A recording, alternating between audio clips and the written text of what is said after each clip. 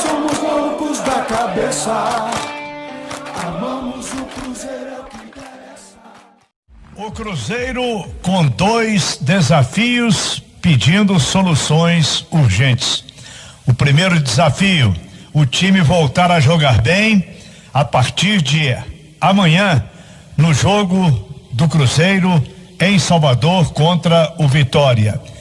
E o outro grande desafio, pagar salários atrasados que estão se acumulando, deixando o clube numa situação muito difícil. Vamos saber, vamos atualizar a informação do Cruzeiro com Samuel Venâncio e Emerson Pansieri. Vamos lá, Emanuel. Boa noite para os amigos ligados na turma do bate-bola, confirmando 6:18.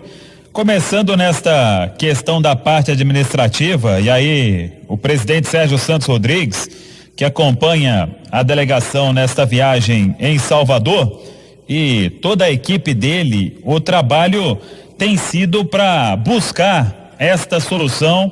O Cruzeiro, que todo mundo já sabe, a grave crise financeira que o clube atravessa, e aí ao longo do percurso, a diretoria executiva do Cruzeiro foi fazendo alguns acordos trabalhistas, acordos de dívidas na FIFA, algumas foram parceladas, tem um acordo também com a Procuradoria-Geral da Fazenda Nacional, e aí, neste primeiro ano, nos 12 primeiros meses, o Cruzeiro tem que desembolsar um valor na casa de R$350 mil. Então, com esses acordos, o que o Cruzeiro fez foi comprometer ainda mais aquilo que o clube tinha de receita, que já era bem reduzida. Então o clube vai tentando honrar esses compromissos, conta também com uma receita que tem do sócio torcedor. Claro que neste momento, quando a campanha começou a ficar ruim na Série B do Campeonato Brasileiro, e aí a adesão de sócio ela parou, e totalmente compreensível, o torcedor já não tem a ida no estádio. Então, aquele momento do time ali no início da preparação, ainda com o Anderson Moreira, o Cruzeiro foi tendo uma adesão no número de sócios, tanto que conseguiu aí na casa de 300 sócios na categoria diamante, que significa um faturamento mensal de 300 mil pelo menos, e hoje é muito importante esse valor para o Cruzeiro, mas com essa utilização da grana que o clube tem para honrar outros compromissos, e além disso, e aí a gente analisou aqui os nossos comentaristas, o Júnior Brasil, o Léo Figueiredo e também o Edu Panzi, com a volta de alguns jogadores, o Atlético Paranaense não quis o Marquinhos Gabriel, mandou de volta. O Bahia não quis o Jadson, mandou de volta. O Fluminense não quis o Henrique, mandou de volta. O Coritiba não quis o Sassá, mandou de volta. Isso significou um aumento na folha salarial do Cruzeiro. Ela, em relação ao ano passado, muito menor, mas não deixa de ser uma folha salarial alta para o que o Cruzeiro fatura na temporada de 2020. Então, aumentou-se a folha com a volta desses jogadores, e aí a dificuldade desde o mês de setembro de se honrar os salários de pagamento em dia na Toca da Raposa 2. Então o Cruzeiro está com atraso com o elenco principal de 2,5 folhas, com a parte administrativa de 2 folhas, a última que venceu agora no 5º dia útil, e também a primeira parcela do 13º. E para solucionar isso, não tem outra saída a não ser negociar com o Grêmio a venda do Orejuela. O Orejuela, a gente já explicou aqui aquela situação, quando ele foi emprestado no início do ano, 3,5 milhões de euros por 50%. O Cruzeiro até foi beneficiado com a alta do euro. Se no início do ano o euro estava em 4 e pouco, agora já passou dos 6, então isso aumentou e bem este valor, e o Grêmio tem interesse.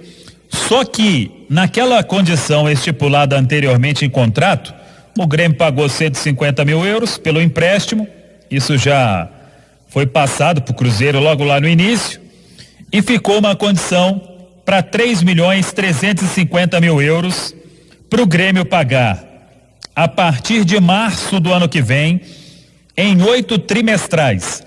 Então o Grêmio pagaria uma em março, a outra abril, maio, junho, a outra junho, julho, agosto e por aí até o final de 2022. Então 2 anos teria o Grêmio para fazer esta quitação. E o Cruzeiro negocia uma antecipação, aí não sei qual a solução vai ser encontrada, se o Grêmio continua pagando e o Cruzeiro terá esse recurso de uma outra forma, ou se vai ser com o próprio Grêmio. O presidente Sérgio Santos Rodrigues, há alguns dias, até falou sobre isso aqui na Itatiaia, que lá em Porto Alegre se especulou que o Grêmio teria um ótimo desconto. Ele disse que pode ter para o Grêmio confirmar que vai ficar com o Orejuela, porque tem até o dia 31 de dezembro. Então, para ele antecipar, poderia ter uma redução neste valor. Repito, hoje, 3.350.000 euros. Se entrar este valor para o Cruzeiro, dá para o Cruzeiro passar a parte que é do parceiro, o Pedro, do BH, que bancou a contratação do Orejuela lá no início do ano, e isso agora pode ajudar e muito as finanças do Cruzeiro para honrar esses compromissos com os jogadores, com os colaboradores, enfim, com todos que estão com os salários atrasados, mas o martelo ainda não foi batido. A gente segue acompanhando esta situação. E até em cima disso, nessa dificuldade financeira, trouxemos ontem também o acordo que o Cruzeiro fez pontual com a Arena Independência para redução de gastos com estádio. O Cruzeiro que estava gastando na casa de R$60 mil com o Mineirão, e mesmo o Mineirão ajudando, reduziu tudo que podia reduzir, só que tem um custo para abrir o estádio, isso o Cruzeiro tinha que pagar, e com o Independência, o Cruzeiro tinha um débito ainda com o estádio. Pelo que eu conversei com algumas pessoas, colocando este débito e os 5 jogos que o clube vai fazer no Independência, deve dar aí o equivalente a 2 partidas que o Cruzeiro faria no Mineirão. Então vai ser uma redução. Hoje, meu amigo, qualquer dinheiro que o Cruzeiro conseguir reduzir já é uma grande economia para a instituição. Então é o desafio, um dos desafios que você disse, Emanuel, para o Cruzeiro honrar esses compromissos ainda neste final de 2020. O outro desafio, 6h25 agora, é a bola, é a parte técnica, é a parte tática, e aí é com o Filipão e seus comandados. O Cruzeiro fechou há pouco a preparação, treinamento no estádio de Pituaçu, e vamos aguardar amanhã.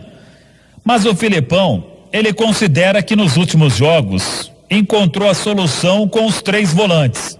E para isso acontecer, ele pode mesmo optar pelo Jadson, para a vaga do outro Jadson. O Jadson Silva da base suspenso, dando lugar ao Jadson, que eu citei aqui, que é o que voltou do Bahia. Regis correndo por fora, um outro atacante também. O Ayrton volta a ser titular depois de cumprir suspensão. Se isso acontecer, o Cruzeiro amanhã contra o Vitória, para buscar essa vitória, vai ter Fábio, Cáceres, Manuel, Ramon e Matheus Pereira, Adriano, Felipe Machado, Jadson, Ayrton, Arthur Caíque e Rafael Sobis. É o provável time do Filipão para este compromisso pela 28ª rodada da Série B do Campeonato Brasileiro, contra o Vitória, que vem de um jogo agitado na Arena Pantanal em Cuiabá, contra o Cuiabá, e é este Vitória que tem até reforços importantes.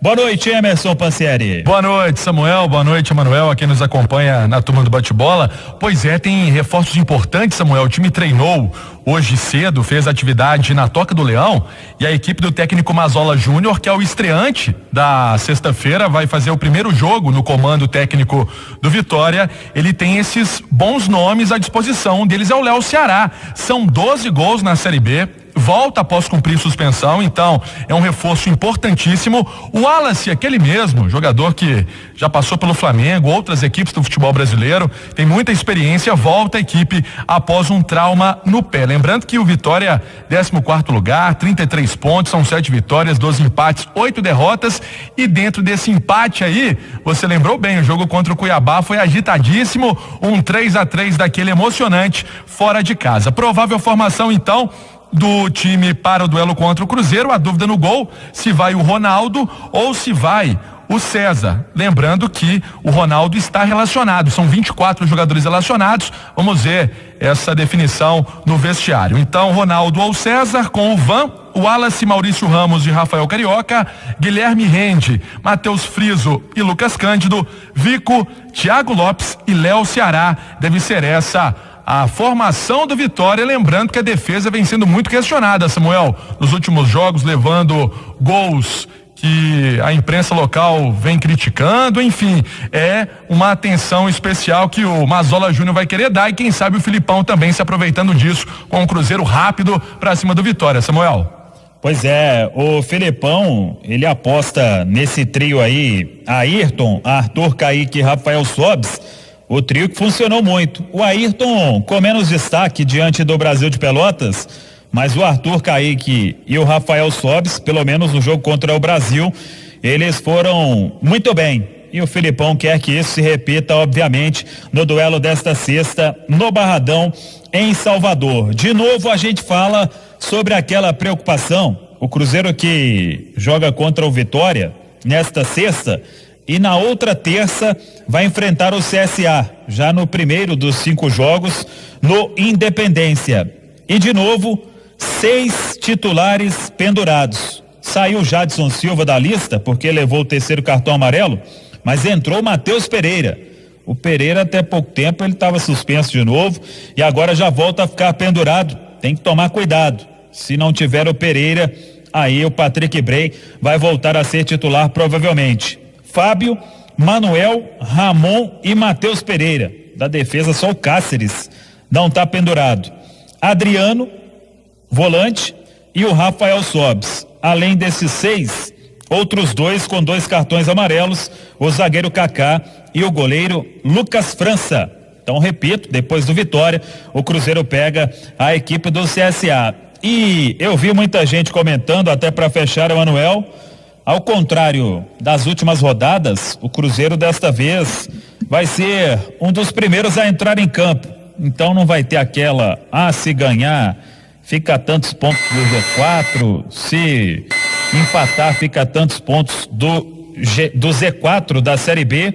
O Cruzeiro será o 4º a entrar em campo. Daquela turma de cima ali, vai ter apenas o Sampaio Correia, que vai jogar antes, joga à tarde, contra a equipe do Operário em Ponta Grossa. Tem CSA e Oeste, tem Ponte e Avaí, tem Vitória e Cruzeiro. Aí no sábado, se tudo der certo, amanhã no Barradão, é o secador ligado para, ao contrário da última, quem sabe, o Cruzeiro aproveitar esta rodada, a de número 28, na Série B do Campeonato Brasileiro.